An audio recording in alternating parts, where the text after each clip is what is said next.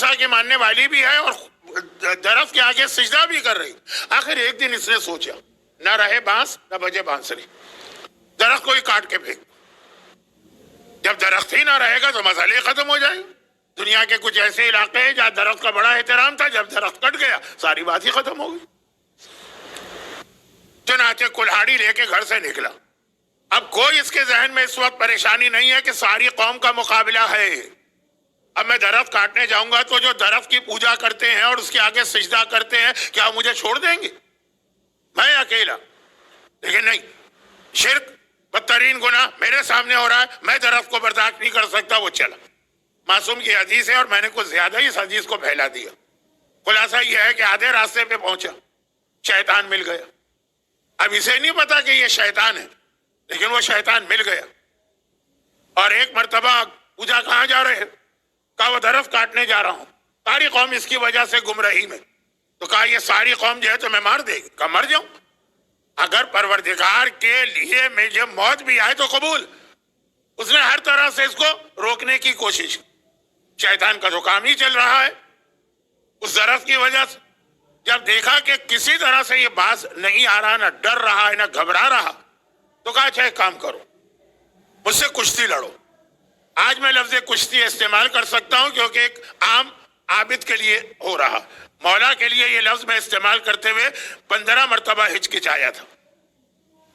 کشتی لڑو, دیکھو اگر تم جیت گئے تو تمہاری بات, میں جیت گیا تو میری بات. ٹھیک ہے لڑو, میں تو درخت کاٹ کے رہوں گا. اب کشتی لڑی اور اس عابد نے شیطان کو شکست دے دی. اب میں بتا ہی دوں تاکہ یہ خالی کہانی نہ رہے. علامہ مجلسی بہار الانوار میں ہمارے 5ویں امام محمد باقر علیہ الصلاۃ والسلام سے یہ روایت نقل کر رہے ہیں. 5ویں امام کی روایت نقل کر رہے ہیں کہ اس عابد نے شیطان کو شکست دے دی. اور اس کے بعد کہا کہ دیکھو تمہارا وعدہ تھا کہ اگر میں نے تمہیں ہرا دیا تو تم درخت کاٹنے میں رکاوٹ نہیں بنو گے بلکہ میری مدد کرو. اس نے کہا کہ وعدہ تو ہے, لیکن دیکھو اگر ابھی تو میری بات مان جاؤ تو روزانہ صبح کو جب اٹھو گے تو تکیے کے نیچے 100 درہم کا نوٹ رکھا ہوگا. یہ میرا وعدہ.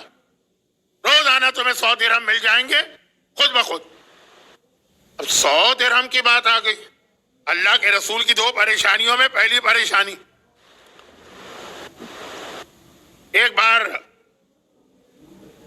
اچھا ایک مجلس میں میں نے وہ پڑھا تھا کہ وقت آخر شیطان پانی کے ذریعے سے بہکاتا ہے. اب وہی اس کی بھی حالت کہ 100 درہم اور روز, ایک دفعہ نہیں, روز صبح سویرے.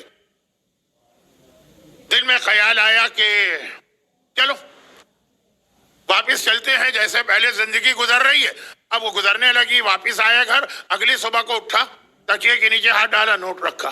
اوہو خوش ہو گئے, اس میں نے بڑا اچھا کام کیا ہے. 3-4 دن, 1 ہفتے یہی رہا.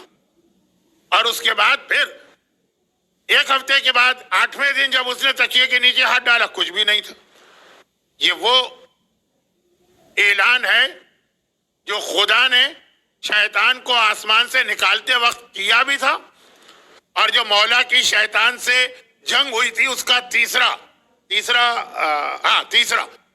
تیسری خوشخبری شیطان نے یہی دی تھی. تیسری شکست کے بعد سورہ اسراء کی آیت نمبر 64, بارکھم فی الاموال والاولاد, جا شیطان بھاگ گیا.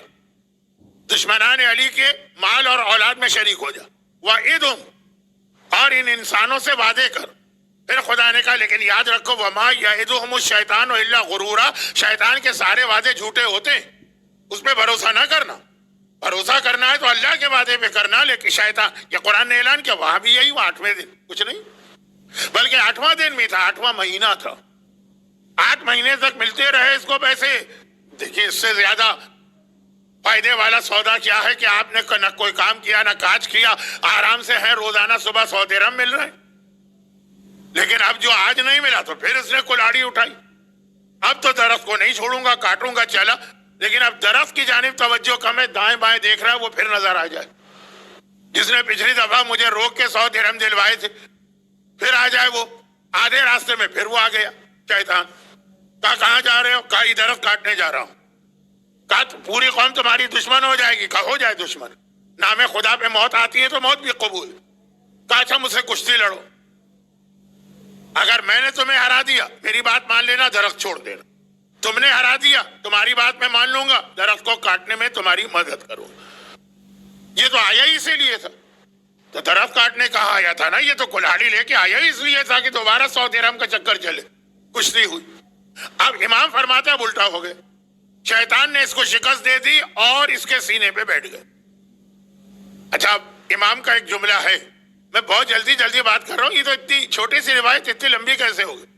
पिछली दफा जब ये आया था तो इसके हार जाने का 100% इम्कान तो नहीं कहूंगा, यकीन था, और आज आया तो इसके जीतने का यकीन था। क्यों? पिछली दफा ये आया था इबादत करते हुए, बनी इसराइल के लोग 200 साल इबादत करते थे, तो क्या था, इंतहाई दुबला पतला कमजोर, नमाजें पढ़ रहा है, रोजे रख रहा है, दरस से पहले की बात है 200 साल।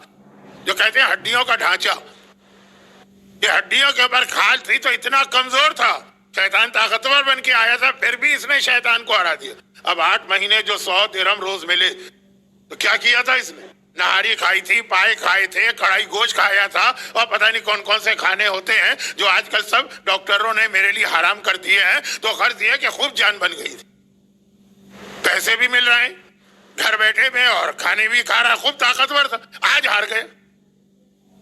अब ये शर्मिंदा होके वापिस तो चला, लेकिन का एक बात बता दे, जब मैं कमजोर था तो तुझे हरा दिया, जब मैं ताकतवर था तो तुझसे हार गया। कहा कि नहीं, फर्क ये नहीं है, तू कमजोर था, तेरी नीयत मजबूत थी, आज ताकतवर है, तेरी नीयत कमजोर है। पिछली दफा तू खाली अल्लाह के लिए आया था तो अल्लाह की मदद तेरे साथ थी, आज तू अल्लाह के लिए नहीं आया, अपने 100 दिरहम के नोट के लिए आया, इसलिए अल्लाह की मदद तेरे साथ नहीं है। अल्लाह के लिए काम करना सीखें, अल्लाह के लिए।